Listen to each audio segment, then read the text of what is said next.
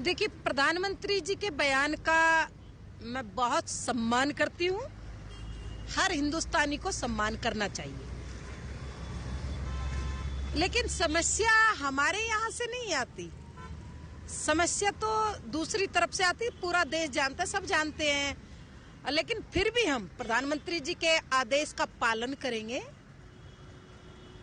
लेकिन मैं कहूंगी, भाई साहब, रिमोट तो आपके हाथ में है ना। प्रधानमंत्री जी, हमने 10 साल पहले आवाज उठाई थी, पीएफआई पर प्रतिबंध जल्दी से जल्दी लगना चाहिए। थोड़ा सा लेट हो गए, घटनाएं बंद हो गई। जैसे पीएफआई पर प्रतिबंध लगा, पूरा देश देख रहा है कितनी घटनाएं हो रही थी, सरतन से जुदा, सरतन से जुदा। उसके बाद घटनाएं बंद हो गई। इसलिए प्रधानमंत्री जी, रिमोट कंट्रोल आपके हाथ में है। देश को विश्व गुरु बनाइए, हिंदू राष्ट्र जल्दी से जल्दी घोषित करिए। पूरा हिंदुस्तान आपके साथ है।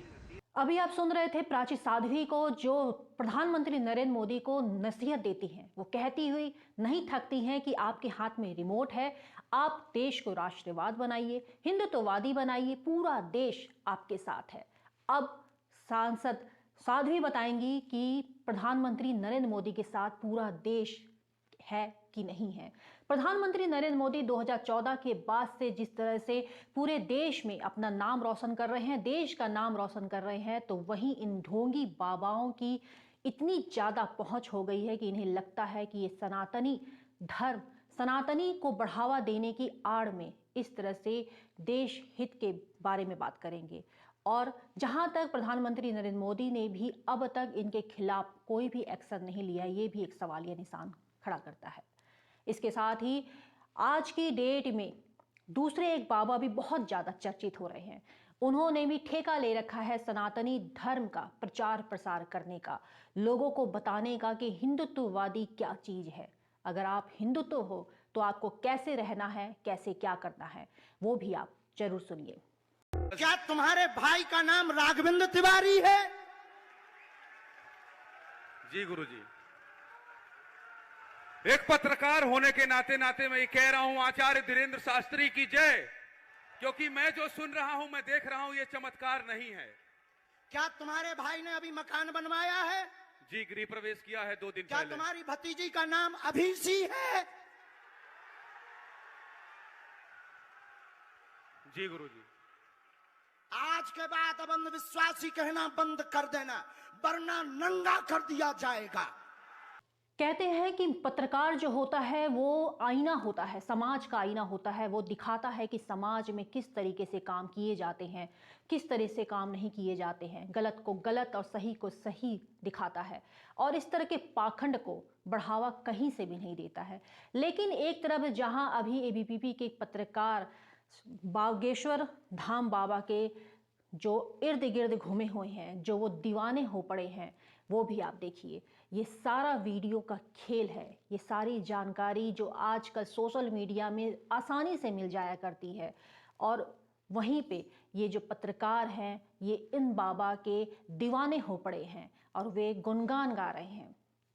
इन सब चीजों में एक चीज तो कॉमन थी, बाबा से ज्यादा चमत्कारी तो वो कैमरामैन थे। उन्हें पता था कि बाबा इतनी भीड़ में किसकी बात करने वाले हैं। उनका पूरा का पूरा फोकस एबीपी के पत्रकार की तरफ था, कि उन्हें पता था कि बाबा जी उस पत्रकार का नाम लेंगे, उनके बारे में डिटेल बनाएंगे, और ये पत्रकार साहब बाबा के दीवाने हो जाएंगे और वे जय जयकार के नारे लगाने लगेंगे।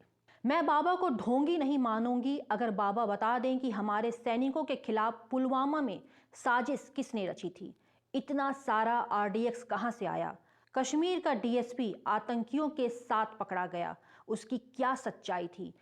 अगर बाबा इतने ही ज्यादा अंतर्यामी हैं और भगवान हनुमान का साया उनके हाथों पर है, तो बाबाओं को ऐसे चीजों का पर्दाफाश करना चाहिए जिसमें सरकार आज तक खोज नहीं पाई है कि पुलवामा पे हमला करने वाले लोग कौन थे, आरडीएक्स कहाँ से आया था, इन सारी चीज़ों को, और भी कितनी सारी ऐसी चीज़ें हैं सरकार के पास जो सरकार आज दिन तक पता नहीं लगा पाई है। अगर आप बाबा हैं, ढोंगी नहीं हैं, तो इन सब चीज़ों का पता लगाइए। किसी का भी नाम, परिचय, फैमिली बैकग्राउंड, ये सब बताना तो आज की डेट में बहुत ही आसान है। इसके साथ ही मौजूदा सरकार को भी इस बात पर खासा ध्यान देना चाहिए कि जिस तरीके से वो हिंदुत्ववादी, राष्ट्रवादी के नाम पर जो हमारे देश के बाबा हैं, जो हमारे देश के साध्वी हैं, साधु संत हैं, वो जिस तरह से हिंदुत्ववादी या सनातन धर्म की संस्कृति को चलायमान रखने की आड़ में इस तरीके से उड़ जरूर बातें करते हैं, ये कहाँ तक सही है, इनमें भी लगाम लगाने की बहुत ज़रूरत है। और एक तरफ हमारे देशवासी बहुत ही ज़्यादा समझदार हैं कि उनको ये समझना चाहिए कि इन बाबाओं को, ढोंगी बाबाओं की बढ़ोतरी, वृद्धि हम खुद करते हैं और एक दिन हमें खुद ही इनके झांसे में आकर पछताना पड़ता है।